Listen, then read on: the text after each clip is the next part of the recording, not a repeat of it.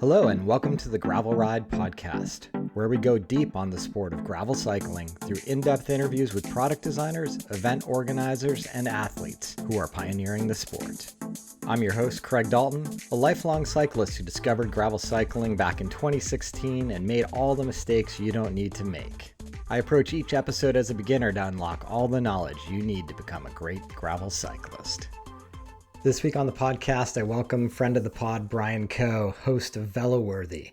Brian's been covering the sport of cycling for many years, originally with his podcast, the SoCal Cyclist, focused on the Southern California cycling scene. Brian's a relatively recent gravel convert, but has certainly been around the off-road cycling world for quite some time. Under his Veloworthy YouTube channel, Brian's been covering the sport of gravel cycling for the last couple of years. And what I've really appreciated about his coverage is it really gives you a feel of the event. He not only interviews athletes and covers the expos at some of these larger events, but he spends the time and energy to get out there on course. So if you follow him on social media, you can get some of those great real-time updates right in the middle of the events that he's attending. So super excited to catch up with Brian and have you get to know Veloworthy. Before we jump in, just a personal note for those of you keeping track. I took a little bit of a break, actually more of a break than I thought I was going to here in July and the first part of August.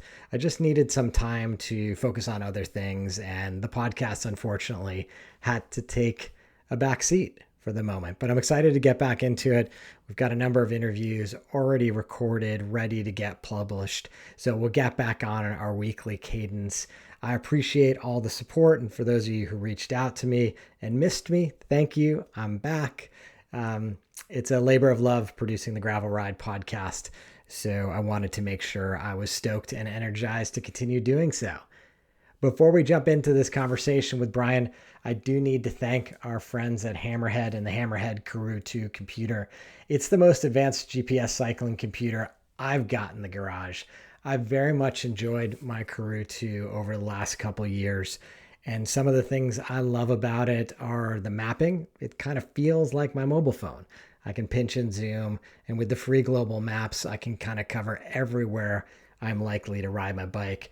I remember heading over to Europe at the end of last year to Girona, and I simply downloaded the maps for Spain, and I felt every bit as informed as I do in the United States. Hammerhead keeps the device updated with bi-weekly software updates, so you know new features are always on the way. One of those new features that dropped a while back was the climber feature. It's one that I use almost every single ride. Even in the rides in my local area here on Mount Tam. I just simply love to understand both the gradients that I'm going to experience, but also the time to top. It's pretty fun knowing what I have ahead of me, even on my local terrain, especially now as I'm a bit more out of shape than I'd like to be. So things are taking a little bit longer to get to the top. Anyway, for a limited time, our listeners can get a free heart rate monitor with the purchase of a Karoo 2. Simply visit hammerhead.io right now and use the promo code TheGravelRide to get yours today. It's an exclusive limited time offer, so don't forget to use the promo code TheGravelRide. Just put that heart rate monitor in your cart alongside your Karoo 2 at hammerhead.io, and boom, that heart rate monitor is yours. Thank you to our friends at Hammerhead for sponsoring the show this week. And with that said, let's jump right into my conversation with Brian Coe of Veloworthy. Brian, welcome to the show. Thanks. It's so good to be here. I am so excited to be on your podcast. We've both been doing this for a while, but you've obviously surpassed many of the hobbyists in the cycling podcast scene. So you're definitely the authority when it comes to cycling podcasts. I appreciate it. And, as we were reminiscing offline a little bit, your original podcast, the SoCal Cyclist, was one of those that was in my steady rotation as I started getting into listening to podcasts and thinking about doing one myself. Well, thanks. Do I get a royalty from each episode? Well, you know how cycling media works, so you can get a royalty, but it's not going to do much for you. Yeah, it'll be fractions of a cent, I'm sure. Exactly. Hey, Brian, as you know, we always start the show. I love to learn, like, where'd you grow up and how did you find cycling originally? Ironically, I'm kind of before Veloworthy was known as SoCal Cyclist or SoCal Cyclist podcast, and I've ridden all over Southern California, LA, Verdugo Hills, San Diego mostly. I'm based out of North County, but I actually grew up in Northern California, Okay. where I think I'm a little bit biased. I think Northern California, when I was growing up, had a bigger and more robust cycling scene than Southern California, which was mostly crit heavy. So I grew up in the flat heat of Sacramento. Okay. And, I think when I was probably 2 years old, my dad took me, my brother, and all my cousins to this grassy park area called Ansel Hoffman Park and just said, I'm going to teach you all how to ride a bike in one day. And we just, the age gap between me and my cousins is about 5 years, and I was the youngest. And we all learned the exact same day how to ride bikes. And then, so like 6 years later, I entered my first bike race. I was 8 years old, and it was Okay. a BMX race, and I just loved it. BMX was very, very big in the '80s, and the movie E.T. had just come out, and there's a scene where they take E.T. on the bike, and they're like going down the hills and stuff. And I wanted to be Elliot from E.T. I even remember wearing a red hoodie with the hood on, just so I could pretend to be Elliot from E.T. And then when I was 9 years old, I got introduced to road cycling by my cousins, and they all took this trip on the bike from LA to San Diego. I was too young to go. So I Okay. was there, but my brother and my cousins, three of them, all went. And they were, 12, 13 years old. Amazing. And they all did it. And then since after that, I was like, I got to get into bikes. Luckily, there was this race. It was the biggest race in America at the time, equivalent to like the Tour of California was. It was called the Coors Classic, and it went through my town. And it was the first time I actually got to meet Greg LeMond in person. And I'm a little kid trying to get an autograph, and I'm like tugging at his La Vie Claire jersey, and he turns around and just gives me a smile because he was being surrounded by people. He had just won the Tour de France for the first time, and since that point, cycling has been the only sport I've ever really known, other than like high school cross country and track. Okay. Interesting. So while you were in high school, I know a lot of kids sort of end up leaving the sport in high school because of social pressures or other sports. Sounds like you kind of maintained and were still riding at that point. Well, I think it comes down to luck because I was just born at the right time. Like when I was a junior, I remember races being so full that they'd have to have heats. And it was actually cool to be a young junior cyclist. I'm a few years younger than the Lance Armstrong sort of generation of guys like him Yeah. and Hincapie and a few others. But when we were little, we all idolized being on like the 7-Eleven team or the Postal Service team. And it was actually cool. Today, you see more of like the older helmet mirror bandana wearing crew that maybe thrived peaked in those days, but I think we're seeing a resurgence with gravel and a few other disciplines within the Yeah. sport. Certainly with youth. I mean, as you know, in Northern California, we have a big NICA league. So youth mountain biking at the high school level is insane up here. The Mount Tam school high school team here in my town of Mill Valley, there's 60 kids on that team, which is an unbelievable number. And some of these kids are elite level athletes by the time they're leaving their senior year.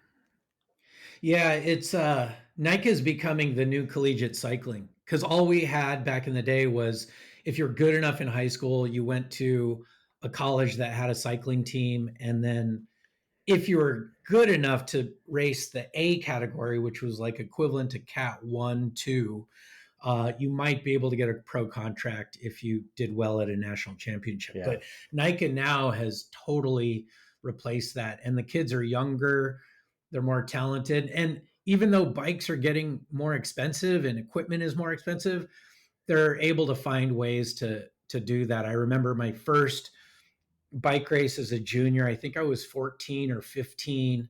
I did the Mount Tam hill climb, and I was on junior gears. And one of the kids that won, he was on like I remember he was on the full Team Ritchie red, white, and blue kit. And he had a mountain bike that was rigged up to be like, had skinny tires, and he blew the doors off of everyone. But I just remember thinking, I can't compete with this level of talent for all the Bay Area kids. They're just head and shoulder because they can all climb. Me in Sacramento, I was okay on the flats and in crits, but you go to the Bay Area and they can just, they're little miniature, Alberto Contadors just climbing up the mountains.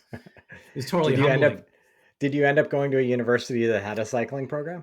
Yeah. So when I was in high school, I looked at different colleges. I ended up going to Northern Arizona University in Flagstaff that had a really big cycling team. In fact, the first collegiate national mountain bike championship I did. And the team got third in the Omnium behind, I think it was like CU Boulder and Stanford. And NAU is not known for a whole lot, but Flagstaff itself as a city is a great place for mountain biking, and just it's at 7,000 feet altitude. Yeah. And so you're living at 7,000 feet, you're training at 8,000 to 9,000 feet. And then you have so much ability to do a lot. And so I actually abandoned road racing and went through like 3 years of a mountain bike phase. I was just going to ask you that. Yeah. Rode a Bridgestone, fully rigid mountain bike, 26-inch wheels. And then my suspension, it was called a soft ride suspension stem. Brian, don't even talk to me about that. It's painful. Yeah. I had one of those. Jackhammer down these like breaking bumps, and I'm like, ugh. And but at the time, like it was that, or like I think RockShox had just come out with like the Judy or something. Yeah. And so I did 3 national championships. The hardest one I ever did was in Kentucky. A young up and comer from Fort Lewis, his name was Todd Wells, lapped me on the last lap, and I'm like, who is this weirdo? And he ended up being one of the most dominant mountain bikers in America after that. So I hung up my mountain bike cleats after that point. So let's fast forward a number of years. You find yourself in Southern California. It sounds like you were still racing criteriums, recognizing you're not going pro, but still, like many of us, just loving the sport and continuing to do it. Tell me about like the transition from that to starting to talk about it on the podcast. Well, I think anyone who grows up with cycling needs, especially from a young age, needs to take a break. So I moved to Southern California just because I could ride my bike year round. But then I ended up falling in love with the ocean, and I sold all my bike stuff, and I ended up taking up surfing for like the next 8 years straight. And all I did was surf.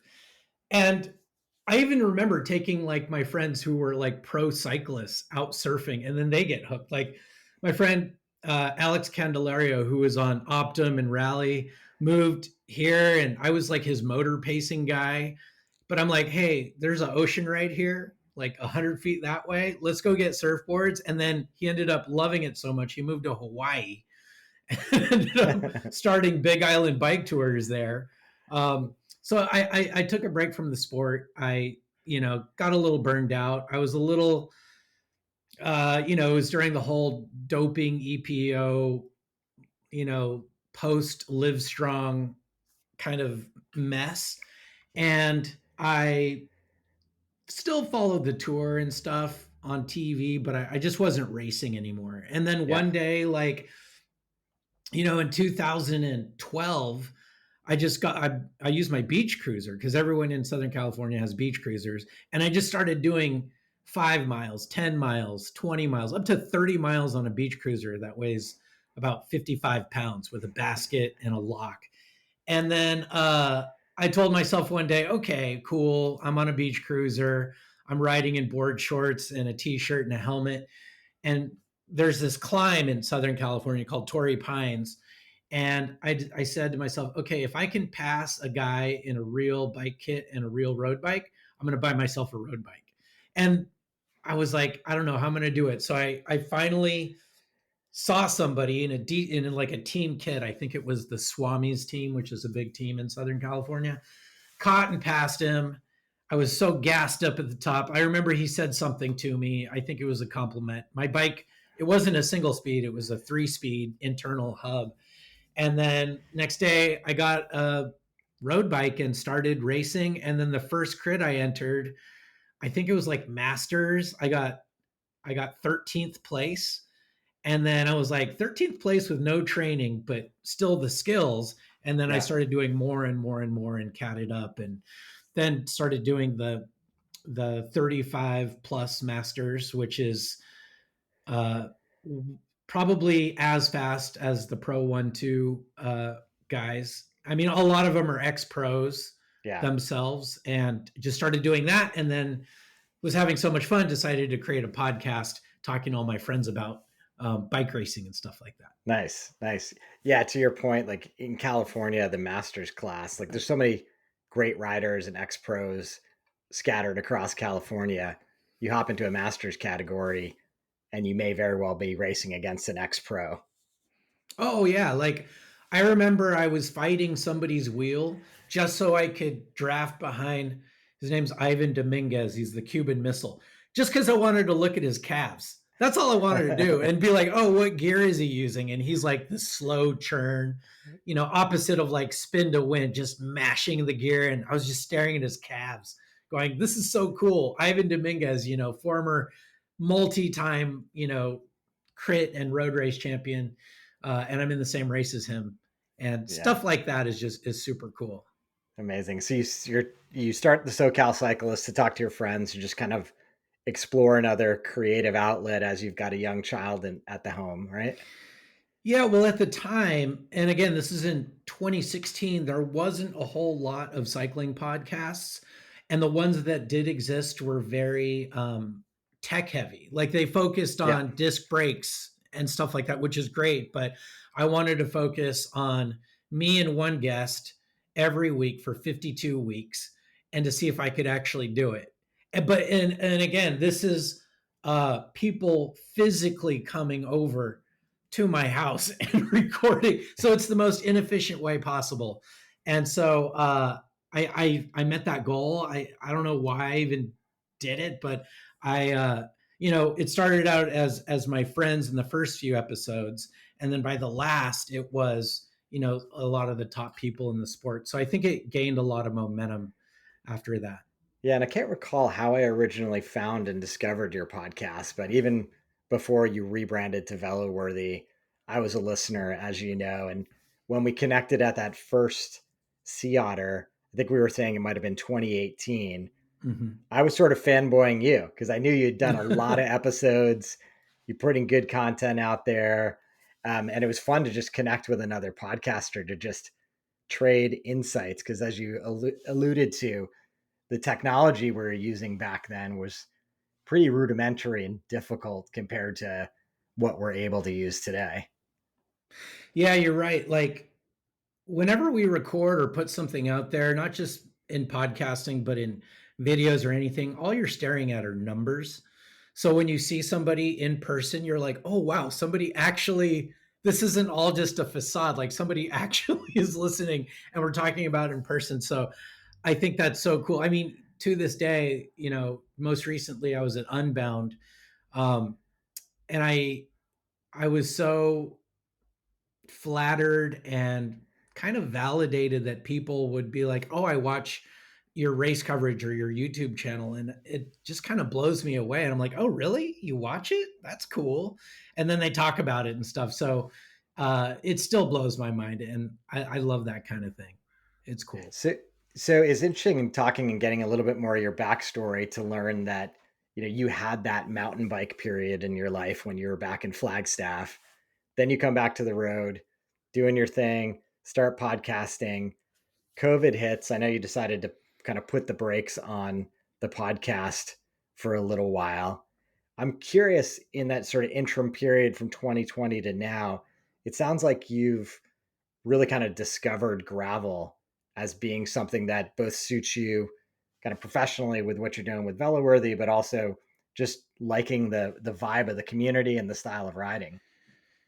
Yeah, I mean, 2020, you know, if everything shut down and there's no more races, or even like I remember the group rides were a fraction of the size they were, Yeah. why not do gravel where it's out in the open, it's mostly unsanctioned unless you sign up for something. And I think the timing of everything just kind of worked. Gravel, and I think gravel events kind of really took off between 2020 and now. And I think it appeals to so many people, including myself, because the rules are kind of unwritten. I mean, if I tried to do this with a road background or a road focus, it would be 10 times more red tape to go to an event, especially like a UCI World Tour event. Because I have gone to like the Tour de France and um, Amgen Tour of California, and just to go through those channels, it's very tradition based. Yeah. I interviewed one rider, stuck a microphone in his face, Nathan Haas. He's in gravel now actually, but at Yeah. the time I think he was on like Katusha, and he had just finished the stage, and I just asked him a question, and he reaches toward my lanyard with my media credential, and he looks at it and goes, "Who am I talking to?" And it didn't even occur to me to like show him my badge. But if I did that at a gravel race, they'd be like, "Who are you trying to fool? Just talk to me." Like there Yeah. doesn't need to be this vetting process. So I So think gravel gives that kind of freedom. so the listener doesn't lose the thread here. Let's talk about Veloworthy and what you're working on today, because it's not a podcast anymore. No, God, I need to get back into podcasting because I miss it so much. And I'm so excited. Just being on a podcast like energizes me so much. But so Veloworthy is primarily a digital media brand where, for lack of a better term, I make videos and put them up on YouTube. But the thing about it is, I've found this weird niche uh, with my brand that not many other brands are doing. Um, you're either most people, if you're like Tyler Pierce, aka Vegan Cyclist, you're a vlogger, or you focus on yourself and your accomplishments. Other writers do that as well. Adam Roberge has his own channel, for example. Alexi has his own channel, for example. So if you're not that, you're either working for a media brand. So if you work for Envy or something, you're just doing Envy content at these events.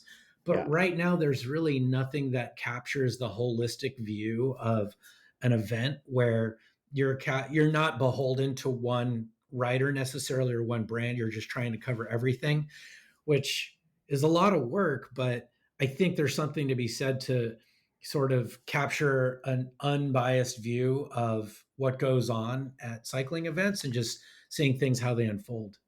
Yeah, I think that's the thing that I take away from your videos, is that you really do get the sense and feeling of the event. It's not an overly packaged, overly produced look at the entirety of the event.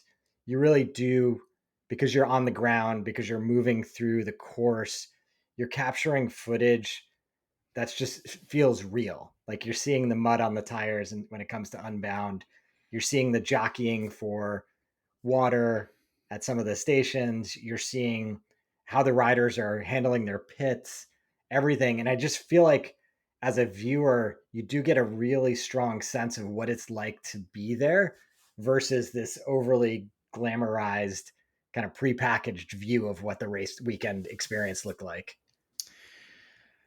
Well, first of all, I'm just not good enough to make something highly produced. Because that takes a lot of talent, to get that nice transition effect or whatever. But all kidding aside, though, I really like being in the moment. You're kind of up close and personal. And the thing about gravel racing, the biggest flaw is it's not good for spectating. Yeah. You start and then you finish either in the same place as the start or a different area. I mean, at least in road racing, it's criteriums and you can just watch lap after lap, have it unfold. But with gravel, it's so hard to watch. And so I know that if I film for 10 hours straight, that's kind of boring. No one's going to watch that. But if I condense it into less than an hour or 45 minutes or even a half an hour, it can really capture the things that are unfolding. And unbeknownst to me, I didn't know that my footage was going to be, used for feed zone drama or finish line drama or any kind of drama really. But the riders are not shy out on course. They'll ask me, what's the time gap? They'll ask me how many guys are ahead, who's in that break. They're not asking for directions or anything. And I do follow all the rules of the race. So if a rider needs assistance and we're not allowed to give it, I don't give it. I just record.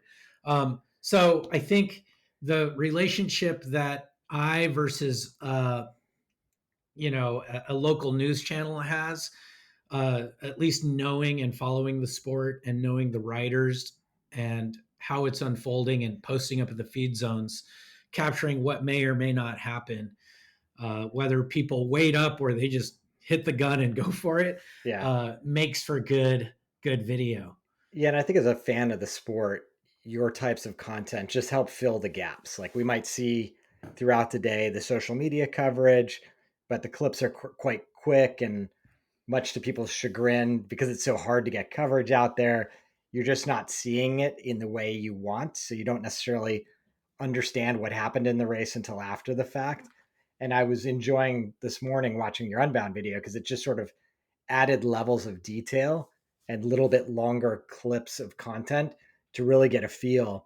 Obviously many of us have read about the mud conditions in this year's Unbound, and it wasn't until I saw some of your video that I could sort of understand, oh yeah, it's that peanut buttery type mud where it looks glossy until you put your tire into it and then it just sinks down a couple inches and it sticks to absolutely everything. Yeah, this year's Unbound wasn't necessarily the dirtiest, but I would say that section of mud made the race. I would say it determined who won and lost in that first 11 miles. But again, you can have the debate of you just got to be hard and power through it. And if everyone's going through it, then you shouldn't complain. Or do you reroute it last minute and make some changes so it's actually more of an open right where you're riding your bike, you're not running 5 miles, since most cyclists hate running anyway. But yeah, like I think, I try and show and capture what people would hopefully want to see. So it's stuff like the mud and the pit stops, especially this year, who's getting a bike wash, who's not, who's, there's a little section of Sophia that went through the pit stop and it got 2.5 million views on TikTok, just the 60 seconds of it, with people going everything from why can't she switch bikes to why does she need to power wash her bike at all? Like, so it's a lot of it is curiosity. A lot of it is, okay, this is what I heard, what happened. I want to actually see it. So it's hard to get in those areas though. And you've, through a lifetime of cycling and connections you clearly have a good rapport with a lot of these athletes. And it was interesting as that video opened up and you're speaking to some of the athletes. I thought that was cool. And then you do like morning of start line commentary. And I think there was one woman who said something like, well, I'm glad it's not raining right now, or it seems kind of dry. And I thought that statement is not going to live well. Yeah. Well, the thing is too, as much as I have, I think this is my 5th Unbound. Kansas is like Hawaii. The weather just changes on a dime. So it could be sunny, perfectly sunny, not a cloud, and then they just roll in. And a lot of people who aren't from Kansas just aren't used to that. Like even me, I should know to bring galoshes and a poncho with me and a plastic wrap for my camera. But I didn't because I'm like, oh, the weather looks fine, because we're in California. It rarely changes that drastically. So yeah, I think the relationship I have with the riders is solid. I try not to burn people for the sake of burning people. I had a good talk with some of the more well-seasoned journalists, and I said, when do you know when to publish something and when not to? Like in the case of Lance Armstrong, no reporter reported anything about him until only one reporter did, and then everybody did. And they said, look, if you want to burn somebody, you have to do it if it's for the greater good of the sport. So if you know somebody's doing something nefarious, like cutting the course or cheating or taking drugs or drafting off of a vehicle, you should probably document that and mention that and show that. Yeah. Don't not do it just because you're friends with them and they ask you not to do it. Right. Yeah, Which that makes is sense. always hard because you're like, okay, if I do this, that means you're never going to probably want to interview with me again. So that's something I have to decide on the fly. Yeah, that's the balance. You talked about sort of your efforts to make Veloworthy this video project that people can enjoy on YouTube. You also talked about how you've been excited about coming to gravel over the last couple of years. What does the summer look like for you? What are the types of things that you want to document this year? Well, I'm learning that I'm not able to sustain what I'm doing on Veloworthy unless we have an Unbound every single weekend, or at least a level of an event the size of Unbound every single weekend. Yeah. So I'm actually learning that, again, this is a complete shock to me that brands will actually reach out to me and say, okay, we want you to review this tire, or thinking that I'm some sort of expert just because I go to these events. But yeah, it's kind of cool. Like I'm learning the tech side of it all and doing videos where I'm reviewing saddles or sunglasses or something, where, in my opinion, I review something, say sunglasses, based on how they look versus like the technical prowess of it. And so that's always cool because it forces me to just expand what I'm doing. And you know you have to have this healthy balance between what you're passionate about versus what people want to see. And if they don't line up, then you have to make some decisions. But when I'm interested in growing Veloworthy, it depends on how I define growth and what I want that to be. Because if I could be another channel where I'm just doing all tech. And some people love that. But for me, I like the human story. I like the human Yeah. drama of it all. Yeah. So I fun. personally think that's more interesting as well. Yeah. And then maybe show like what tires they're running at the same time. Yeah. I mean, so it's not mutually exclusive. Exactly. I mean, there's the personal element of like why I chose this tire for this particular event and why it was successful or unsuccessful as a choice. So what's next? So you're out at Unbound, and I know you'd mentioned to me offline that you've got a bunch of gravel events you want to cover this year. Yeah. So in between Unbound and the events I'm doing, I have this like glass wall on my wall here that I take a pen and write to. And I have like a whole video queue, and one's on doing a tire review, uh, a review of the new uh, specialized Crux gravel bike that I'm trying to convert into an all-in-one bike. Um, and then I have Foco Fondo in Fort Collins. I'm going to a small gravel race, but probably the most fun you'll ever have on two wheels. Whitney and Zach Allison put it on, and they have such a good pulse of what makes cycling events fun. Doing that, there's Leadville, which is mountain biking, but not super technical because a lot of the lifetime athletes do it. And then Steamboat SBT is the next week after that. And then there's also Montana, uh, Mammoth Tough. I'm sporting the Mammoth Tough t-shirt.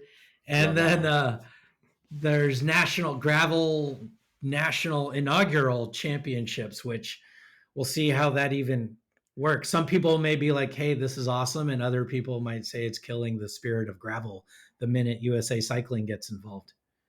So we'll see. So when you're out at these events, are you going to sort of follow a similar format where you'll capture some athlete interviews, capture as much of the course as you can to kind of give people the experience? Yeah. So I actually plan it all out ahead of time. I use, I have a Google Sheet doc. I type in each day shot lists for everything. I'm very methodical, charge up all my batteries, and format all my memory cards. I have all my equipment out there. I work on logistics. I get in touch with the athletes ahead of time and we plan, okay, we're going to meet at this time at this location. We're going to sit down for 5 minutes and talk about this thing. And then when you get there, everyone has a plan until you get punched in the face. And then something could happen. It could rain. The athlete could be like, I don't feel like showing up. I've run into just every logistical thing you can. And so when you're there, you have to adjust on the fly and be like, okay, like at Unbound, there's this whole thing I did with Rebecca Faringer where I didn't know she was going to get sixth, and she's this big personality in gravel. And she just saw me and she's like, hey, come walk with me. And I followed her and we went to get a race number at registration. And I just started documenting that. And then I was like, well, why don't you just come over for dinner the night before, bring Sarah, Max, her friend. They're both like super solid in gravel. They came over for dinner. And then I was like, let's just go in the living room and we'll film real quick. And they were sort of the intro to that video. None of that was planned. That was all spontaneous. Right. So yeah, like you can only plan so much until it actually happens. And then when it does, you have to adapt. It kind of like racing itself, so in a ways I approach those events in the same way. Yeah, that makes sense. Sweet. Well, I'm super excited to see all those events you're going to cover later in the year. I want to get more of the flavor. I've had Whitney on talking about Foco Fondo. I've had Jess Sarah and Sam Boardman on talking about Last Best Ride. I'm always curious to just kind of see on the ground footage of how those events will go down and what the experience looks like. Because I think at the end of the day, most athletes who aren't professional athletes, we've got limited time, limited budgets to get out there, and picking the events that are going to be the right vibe, I think, is important. Yeah, and not every event needs to be documented in the way, say, Unbound is, because not every race is about even focusing on the pointy end, especially if it's a smaller event where people just kind of roll out. There's no neutral, there's no gun that goes, people just roll out and then they finish. They still ride hard. So I have to figure out a better way to tell the story, because if I just focus on the leaders or one guy or girl, that's just going to get boring. And because there's so much that happens behind that. Yeah. There's people on tandems and there's people on all kinds of weird, gravelly, custom steel, alloy, flannel, mustache, whatever. Like it's just, there's so much going on that I need to be able to capture that as well. Yeah, so, I agree. I mean, I think I've done an equal part of like pointy end of the race racers and mid packers. And I know it seems to be a growing trend, because I think at the end of the day, part of this quote unquote spirit of gravel is we're all participating together. So I tend to agree with you that the sort of flannel shirt wearing, mustached party pace athlete experience is every bit as valid to understand as part of, what the overall event jam is going to feel like as the pointy end. And in fact, probably even more so. Yeah. I mean, some people finish Unbound in 10 hours and some people finish it in 20 hours. So for the people who are finishing in 20 hours, they spent more time at Unbound than the pros did. Yeah. No, I remember back from my triathlon days at Ironman and thinking like, you have the pros finishing in whatever 7 or 8 hours. Then the person who's finishing in 17 hours, that is such a harder day. And I think that most of the pros would acknowledge that, saying like, they don't think they could even do a 17-hour day. Yeah. And the pros are asleep and they have their feet up and they've already had a couple of beverages consumed. I don't know. I've been last in bike races before. I've DNF'd in bike races. Uh, and I've been in bike races, road bike races, where I've come in, I'm pretty sure dead last, where they're like taking like the finishing barriers out. And I just kind of like hide. But in gravel, you see like at Mid South, they're celebrating and embracing whoever finishes last. Like at Yeah, Unbound, the XL winner, I think did it in, they finished on like a Sunday afternoon. They started on Friday. And they brought out everyone and sprayed champagne on them. And you just nice. don't see that at other Yeah. events. I think that's the allure of the ultra endurance events that are prevalent in gravel, right? Because these are lifetime achievements to kind of do a 200-mile race or what have you. And yeah, everybody should be celebrated. Everybody should feel an immense sense of accomplishment for just having got it, getting across the finish line. Yeah, I met a volunteer who was doing the finish line like wet chamois butter washcloths, those yellow ones. And Yeah. I'm like, "Oh, where are you from?" He's like, "Oh, I'm from Florida." And I'm like, "You came all the way from Florida to be a volunteer, and you're not even writing the event." He's like, "Yeah, but being a volunteer gets you entry for the next year." So you're already doing prep well before you can even do it, because the lottery system is so random. But if you volunteer, you're guaranteed an Uh, entry, or if you're a vendor, you're guaranteed an entry. And people, I forget, travel just to volunteer. You would never see that. You would never see that at a crit.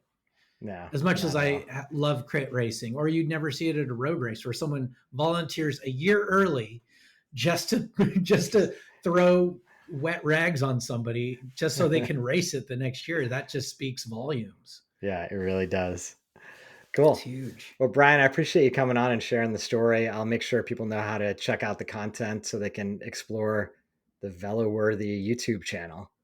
Thank you. And you know, I I I think that there's a lot of room to grow, not in terms of traffic necessarily, but in the way people like you and me develop within the sport. Like we don't have the advantage of being ex-professionals with a big following. So like if Peter Sagan wants to start his own podcast, we're just doomed. We just are. But I think we just grind it out. We're there, we're talking to people, we're learning, and we're creating, I think, a great space in the sport to have voices like these. So I really appreciate the opportunity to be out here and talking to you, because I just love what you're doing. And I love being able to share my passion for the sport. Yeah, amazing. Thanks, Brian. That's going to do it for this week's edition of the Gravel Ride Podcast. Big thanks to Brian for coming on the show, and big thanks to him for everything he does at Veloworthy. I very much enjoy seeing his content anytime he's out there in the field. Additional thanks goes out to our friends at Hammerhead and the Hammerhead Karoo 2 computer. Remember, use the code THEGRAVELRIDE at hammerhead.io to get a free heart rate monitor with your purchase of the Karoo 2 computer. If you're able to support the show, please visit buymeacoffee.com/thegravelride, or ratings and reviews are hugely helpful in our discoverability. So take a moment in your favorite podcast player, leave us one of those 5-star reviews, and share your thoughts. I love reading them.